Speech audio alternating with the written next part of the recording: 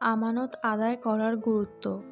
আল্লাহ তাআলা বলেন, আল্লাহ তোমাদেরকে নির্দেশ দিচ্ছেন যে আমানত তার মালিককে প্রত্যর্পণ করবে। তিনি আরও বলেন, নিশ্চয়ই আমি আকাশ, পৃথিবী ও পর্বতমালার প্রতি এ আমানত অর্পণ করতে চেয়েছিলাম। ওরা ভয় বহন করতে অস্বীকার করল, কিন্তু মানুষ তা বহন করল। নিশ্চয়ই সে অতিশয় জালেম ও অতিশয় অজ্ঞ। আবু হুরায়রা রাদিয়াল্লাহু তাআলা আনহু হতে বর্ণিত, রাসূলুল্লাহ সাল্লাল্লাহু আলাইহি ওয়াসাল্লাম বলেছেন, মুনাফিকের চিহ্ন তিনটি: কথা বললে মিথ্যা বলে, ওয়াদা করলে তা ভঙ্গ করে এবং তার কাছে আমানত রাখার হলে তার খিয়ানত করে। মুসলিমের অন্য বর্ণনায় আছে, যদিও সে রোজা রাখে এবং নামাজ পড়ে ও ধারণা করে যে সে মুসলিম। হুযায়ফা রাদিয়াল্লাহু তাআলা আনহু কর্তৃক বর্ণিত, তিনি বলেন, রাসূলুল্লাহ সাল্লাল্লাহু আলাইহি ওয়াসাল্লাম আমাদের নিকট দুটি হাদীস বর্ণনা করেছেন। একটি তো আমি প্রত্যক্ষ করেছি এবং দ্বিতীয়টির জন্য অপেক্ষায় রয়েছি। তিনি আমাদের কাছে বর্ণনা করেছেন যে আমানত মানুষের অন্তরের অন্তঃস্থলে অবতীর্ণ হয়েছে। অতঃপর কুরআন অবতীর্ণ হয়েছে। তারপর তারা কুরআন থেকে জ্ঞানার্জন করেছে। তারপর তারা নবীর হাদিস থেকেও জ্ঞানার্জন করেছে। এরপর আমাদেরকে আমানত তুলে নেওয়া সম্পর্কে বর্ণনা করেছেন। মানুষ এক ঘুম ঘুমানোর পর তার অন্তর থেকে আমানত তুলে নেওয়া হবে। তখন একটি বিন্দুর মতো তার চিহ্ন অবশিষ্ট থাকবে। পুনরায় মানুষ এক ঘুম ঘুমাবে। আবারও তার অন্তর থেকে আমানত উঠিয়ে নেওয়া হবে। তখন জ্বলন্ত আগুন গড়িয়ে তোমার পায়ে পড়লে যেমন একটা ফোস্কা পড়ে কালো দাগ দেখতে পাওয়া যায়, তার মতো চিহ্ন থাকবে। তুমি তাকে ফোলা দেখবে, কিন্তু বাস্তবে তাতে কিছুই থাকবে না। অতঃপর তিনি একটি কাপড় নিয়ে নিজ পায়ে গড়িয়ে দিলেন। সে সময় লোকেরা বেচাকেনা করবে, কিন্তু প্রায় কেউই আমানত আদায় করবে না। এমনকি লোকে বলাবলি করবে যে অমুক বংশে একজন আমানতদার লোক আছে। এমনকি ব্যক্তি সম্পর্কে মন্তব্য করা হবে, সে কতই না অদম্য, সে কতই না বিচক্ষণ, সে কতই না বুদ্ধিমান, অথচ তার অন্তরে সরিষার দানা পরিমাণ ঈমানও থাকবে না। ইতঃপূর্বে আমার উপর এমন যুগ অতিবাহিত হয়ে গেছে যখন কারো সাথে বেচাকেনা করতে কোনো পরোয়া করতাম না, কারণ সে মুসলিম হলে তার দিন তাকে আমার ব্রত রাখবে, আর খ্রিস্টান অথবা ইহুদি হলে তার শাসকই আমার হক ফিরিয়ে দেবে। কিন্তু বর্তমানে অবস্থা হচ্ছে এই যে আমি অমুক অমুক ছাড়া বেচাকেনা করতে প্রস্তুত নই। হুযায়ফা ও আবু হুরায়রা রাদিয়াল্লাহু তাআলা আনহুমা থেকে বর্ণিত, রাসূলুল্লাহ সাল্লাল্লাহু আলাইহি ওয়াসাল্লাম বলেছেন, বরকতময় মহান আল্লাহ কিয়ামতের দিন সকল মানুষকে একত্রিত করবেন। অতঃপর মুমিনগণ উঠে দাঁড়াবে, এমনকি জান্নাতও তাদের নিকটবর্তী করে দেওয়া হবে, যার কারণে তাদের জান্নাত যাওয়ার ইচ্ছা প্রবল হয়ে যাবে। সুতরাং তারা আদমের নিকট আসবে, অতঃপর বলবে, হে আমাদের পিতা, আমাদের জন্য আল্লাহর কাছে জান্নাত খুলে দেওয়ার আবেদন করুন। তিনি বলবেন, তোমরা কি জানো না যে একমাত্র তোমাদের পিতার ভুলই তোমাদেরকে জান্নাত থেকে বহিষ্কার করেছে? সুতরাং আমি এর যোগ্য নই।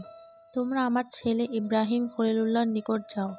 নবী সাল্লাল্লাহু আলাইহি ওয়াসাল্লাম বলেন, অতঃপর তারা ইব্রাহিমের নিকট যাবে। ইব্রাহিম বলবেন, আমি এর উপযুক্ত নই। আমি আল্লাহর খলিল বন্ধু ছিলাম বটে, কিন্তু আমি এত উচ্চ মর্যাদার অধিকারী নই। অতএব তোমরা মূসার নিকট যাও, যার সঙ্গে আল্লাহ সরাসরি কথা বলেছেন। ফলে তারা মূসার নিকট যাবে, কিন্তু তিনি বলবেন, আমি এর যোগ্য নই। তোমরা আল্লাহর কালেমা ও তার রূহ ঈসার নিকট যাও, কিন্তু ঈসাও বলবেন, আমি এর উপযুক্ত নই। অতঃপর তারা মুহাম্মদ সাল্লাল্লাহু আলাইহি ওয়াসাল্লামের নিকট আসবে। সুতরাং তিনি দাঁড়াবেন। অতঃপর তাকে দরজা খোলার অনুমতি দেয়া হবে, আর আমানত ও আত্মীয়তার বন্ধনকে ছেড়ে দেওয়া হবে। সুতরাং উভয় পুল সিরাতের দুদিকে ডানে ও বামে দাঁড়িয়ে যাবে। অতঃপর তোমাদের প্রথম দল বিদ্যুতের মতো গতিতে অতি দ্রুত বেগে পুল পার হয়ে যাবে। আমি বললাম, আমার পিতা মাতার আপনার জন্য কুরবান হোক। বিদ্যুতের মতো গতিতে পার হওয়ার অর্থ কি? তিনি বললেন, তুমি কি দেখোনি যে বিদ্যুৎ কিভাবে চোখের পলকে যায় ও আসে, অতঃপর বাতাসের মতো গতিতে পার হবে। তারপর পরবর্তী দল পাখি উড়ার মতো এবং মানুষের দৌড়ের মতো দৌড়িতে, তাদেরকে তাদের নিজ নিজ আমল সিরাত পার করাবে। আর তোমাদের নবী পুল সিরাতের ওপর দাঁড়িয়ে থাকবেন। তিনি বলবেন, হে প্রভু, বাঁচাও বাঁচাও। শেষ পর্যন্ত বান্দাদের আমল সমূহ অক্ষম হয়ে পড়বে, এমনকি কোনো কোনো ব্যক্তি পাছা ছেঁচড়াতে ছেঁচড়াতে পার হবে, আর সিরাতের দুই পাশে আকড়া ঝুলে থাকবে। যাকে ধরার জন্য সে আদিষ্ট তাকে ধরে নেবে। অতঃপর কিছু লোক জখম হলেও বেঁচে যাবে, আর কিছু লোককে মুখ থুবড়ে জাহান্নামে ফেলা হবে। সেই সত্তার কসম যার হাতে আবু হুরায়রার প্রাণ আছে, নিশ্চয়ই জাহান্নামের গভীরতা ৭০ বছরের দূরত্বের পথ। আবু খুবাইব আবদুল্লাহ ইবনে জুবায়ের রাযিয়াল্লাহু তাআলা আনহু বললেন, যখন আমার পিতা জুবায়ের জামাল যুদ্ধের দিন দাঁড়ালেন, তখন তিনি আমাকে ডাকলেন, সুতরাং আমি তার পাশে দাঁড়ালাম। অতঃপর তিনি বললেন, হে বৎস, আজকের দিন যারা খুন হবে সে অত্যাচারী হবে অথবা অত্যাচারিত। আমার ধারণা যে আমি আজকে অত্যাচারিত হয়ে খুন হয়ে যাব, আর আমার সবচেয়ে বড় চিন্তা আমার ঋণের। হে আমার পুত্র, তুমি কি ধারণা করছো যে আমার ঋণ আমার কিছু সম্পদ অবশিষ্ট রাখবে, অর্থাৎ ঋণ পরিশোধ করার পর কিছু মাল বেঁচে যাবে?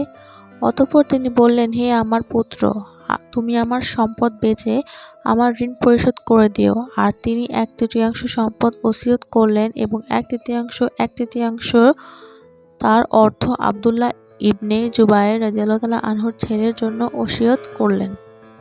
তিনি বললেন, যদি ঋণ পরিশোধ করার পর আমার কিছু সম্পদ বেঁচে যায়, তাহলে তার ১/৩ তোমার ছেলেদের জন্য। হাদিসের এক রাবী হিশাম বলেন, আবদুল্লাহর কিছু ছেলে, জুবায়েরের কিছু ছেলে খুয়াইব ও আব্বাদের সমবয়স্ক ছিলেন। সে সময় তার ৯টি ছেলে ও ৯টি মেয়ে ছিল। আবদুল্লাহ বলেন, অতঃপর তিনি জুবায়ের তার ঋণের ব্যাপারে আমাকে ওসিয়ত করতে থাকলেন এবং বললেন, হে বৎস, যদি তুমি ঋণ পরিশোধ করতে অপারগ হয়ে যাও, তাহলে তুমি এ ব্যাপারে মাওলার সাহায্য